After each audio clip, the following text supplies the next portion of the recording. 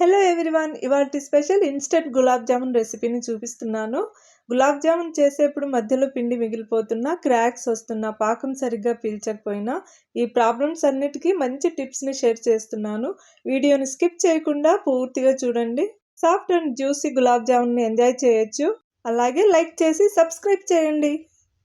ముందుగా 2 కప్పులు గులాబ్ జామున్ పౌడర్, ఒక చిన్న పాకెట్ మిల్క్ పౌడర్, చిటికెడు వంట సోడా వేసుకొని కొన్ని నీళ్లతో కలిపి కొద్ది కొద్దిగా పాలు వేసుకుంటూ పిండిని కలుపుకోవాలి.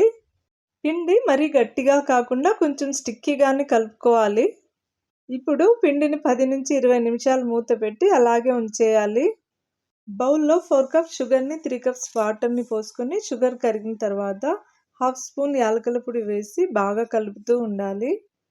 షుగర్ సిరప్ మరీ పల్చగా కాకుండా కొంచెం జిగురుగా వస్తే చాలు, తీగపాకం అవసరం లేదు.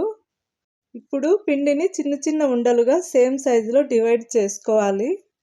ఒక్కో ఉండను అరచేతిలోకి తీసుకొని కొంచెం ప్రెస్ చేసినట్టుగా చేసి స్లోగా రౌండ్ షేప్లో చేసుకోవాలి. ప్యాన్లో డీప్ ఫ్రైకి సరిపడా ఆయిల్ వేసి మీడియం ఫ్లేమ్లో ఒక్కో జామున్ని వేసుకోవాలి. ఇప్పుడు లో ఫ్లేమ్లో బాగా కలుపుకుంటూ గోల్డెన్ కలర్లో ఫ్రై చేసుకోవాలి. ఆయిల్ ఎక్కువ హీట్ ఉండకూడదు.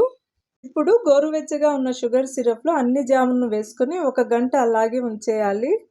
Soft and juicy gulab jamun ready. Like, share and subscribe.